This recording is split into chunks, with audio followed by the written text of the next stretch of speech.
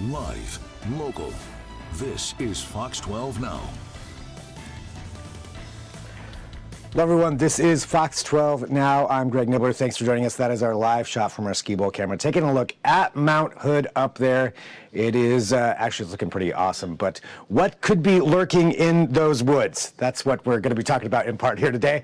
Again, we're live here from the Fox 12 Oregon newsroom, and thanks for joining us. We live stream here every weekday starting at 1 p.m., going throughout the afternoon, covering a wide range of topics. But right now, we're talking about something you could be doing this weekend up there near Mount Hood, and that is the first ever Mount Hood Sasquatch Festival. A festival for Sasquatch. What is entailed with that? What goes along with that? What's involved in the Sasquatch Festival? That's what we're going to be talking about today. And we've got two people here to join and discuss that with us. We've got Lori Cabantoy, one of the event organizers for this, and we've got Joseph Granda, and we're going to be talking about Joseph's film and everything else, how he got involved with this.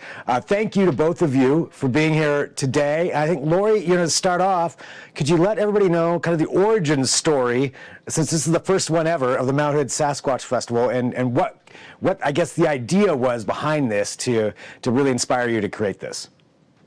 Well, this was just a passion project of my own. This is just something that I thought would be a really cool event and a really good idea. We live in a beautiful place to host it, where there's lots of lore about it, whether it be Native American or whether it be, sightings, or we have the North American Bigfoot Center, which is close to us. And so it just felt right. It just felt natural. And here at the Mount Hood, Oregon Resort, we have the space. So it just seemed like the right fit for the right event. And so when you're planning this out, what kinds of things are involved with a Sasquatch festival that you wanted to bring into this? So much. Presenters like Joseph. I want to bring in vendors that people could shop. I wanted to bring in the community and give people a place to talk and to build friendships, build relationships, and just find camaraderie in a topic, which is going to be really exciting because we have a wide array of talent that's here that'll be presenting. Yeah, there is. There's a lot of different people from the community who are Bigfoot researchers, I understand, and there's going to be presentations, but you mentioned the vendor side as well. So what do you think it is about that sense of community that brings people who want to believe or believe in or just have fun with the idea when it comes down to Sasquatch? What I think is really great is it brings all of those people. It doesn't just bring people who only believe. It brings skeptics. It brings people who are on the fence. But it's the inquisitive part of of general people who just want to know. What do you know? What do I, and to gain more knowledge, to gain, for me, it's always been a fascinating topic. It hasn't been something I've always believed in, but I've believed in the idea. So it's very exciting to learn people's takes on Sasquatch and how they feel he is and he or she is and what they do and where they live and all of that. So it's a wide variety of ideas and scientific proof as well. And Joseph, tell us about, I guess I want to hear about your film, but also just how you got into this subject matter to begin with as well. I got into this. I produced a movie a couple years ago for a company called Merkle Media out of Tennessee called Sasquatch and the Missing Man, which was a documentary. And one of the reasons that they hired me was because I was sort of like, hocus pocus, whatever. Let's go. Okay, pay my fee and we'll go. But I got to tell you, it was out here in Washington. I know we're in Oregon, but that I had what they call a very classic experience of, this odd smell, these weird sounds. And, as a grown man, we were out in these woods, and I can understand now how somebody feels a moment of terror and sort of lets all their faculties go, shall we say. That didn't happen, but I had that moment where I understood that's what it was for me, and in that experience of producing that, I got to know a lot of people in the Sasquatch community and interviewed them and whatnot. And what fascinated me is not if it is or what it is or where it is. Is it interdimensional? Does it drive a Chevy or a flying saucer, or is it an ape?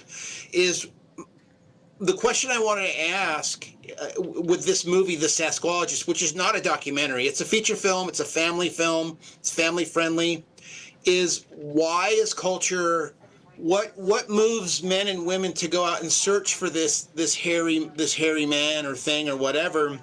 And so The Sasqualogist is it's not a horror movie, it's a lighthearted, yet it takes the subject of Sasquatch serious and is respectful to both of the communities in the Bigfoot community that think it's an ape or it's an interdimensional being or whatnot. But what it's really about is an older guy, which I also play. I wrote it, directed it, and I play the lead in it. You'll see when you watch it, I have a giant beard, which my wife was like, that's got to go when this is over. It's about this one guy who's been looking for this one specific Sasquatch for 5 years, and he reluctantly takes this young kid with him to learn the ways of squatching, all the tricks of the trade. But what they discover while they're out there is that they're really looking for the fathers they didn't have growing up. And it's sort of this coming together and this bonding of like answering that question, why are we doing this? What does it mean to us? And that was a real experience that I had. As I was writing the screenplay, I went out with guys in Colorado, which is where I'm from. And one of the guys, I had already flushed this all out, but he was telling me his whole life story on this day-long trek. And I looked at him and I kind of said, do you ever think that really you're just looking for your old man? And he looked at me and he said, oh, you've just ruined my day. So it's a really a heartfelt story. It's so far this year, it's played at several film festivals. It won Best Film at the Winter Park Film Festival.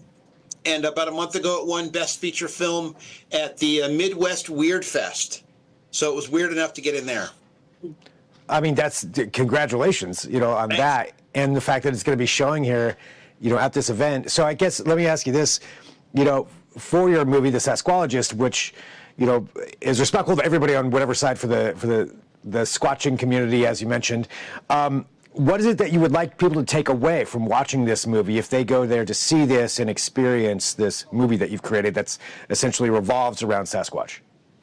Well, first off, my most important thing, I've been in this business my entire adult life, is that I want them to be entertained, which is my first goal as a filmmaker.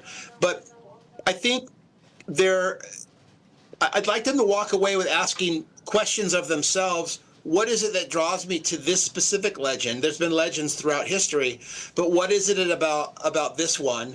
One of my theories is that we all carry around these things, and we can get all these answers, but we don't have this answer to Sasquatch. And he is this legend that is able to be both anonymous and famous and move in the world without being part of it. And I think that's an aspect that all of us would like to be able to have it sometimes.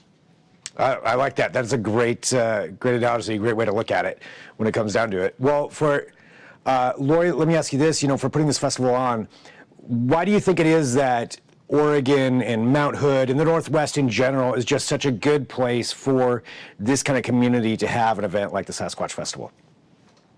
Well, for one, there's the history, just the history alone for having, when a lot of times when people talk about having Sasquatch experiences, they automatically think of the Pacific Northwest. That is just, it comes hand in hand. People don't realize that it's not just exclusive to us, but they do think that it is. So there's sightings all over the world.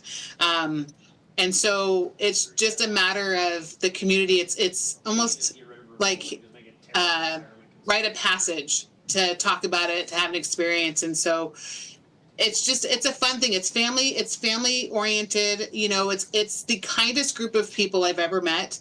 Having gone to a lot of different kinds of festivals, Sasquatch festivals are just the kindest people. And it brings the family in. It's great to be able to bring kids.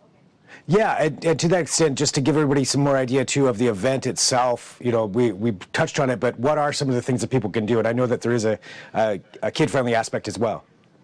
Yeah, so we have 9 different presenters. So we have some paranormal presenters, which is different, and then we have our Sasqualogist presenters. So we have half and half, and we have we'll have activities all day on Saturday for the kids. Sasquatch may or may not be appearing, I can't say for sure, but we have meet and greets where you can buy tickets to have dinners with some of the presenters.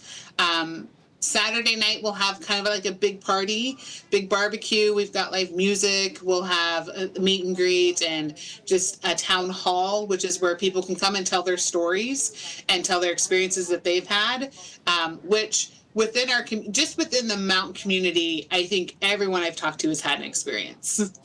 Really, everybody who lives and works up there. Mm-hmm. And especially paranormal. Like paranormal's a big one. Everybody who's been up here on the mountain has had a paranormal experience, and then you throw in Sasquatch, and it goes hand in hand one way or another. So I'm assuming that you've had one as well. I've had some things I can't explain. So, and I've been in the woods my whole life, and so when you come across things that just don't make sense, Sasquatch fits it really well. Yeah, you know. I haven't seen one. I haven't, but I've had things that I just can't explain that just fall in line. Yeah, I mean, and as you mentioned, when you're in the woods, your whole life, something's off. Mm-hmm. Yeah. You know it. Well, and Joseph, what about you? You mentioned that you did have an experience. Yeah, I've had a lot of strange experiences, but most of those were in college. But just that on that one shoot, and that movie you can rent at merkelfilms.com. It's called Sasquatch and the Missing Man.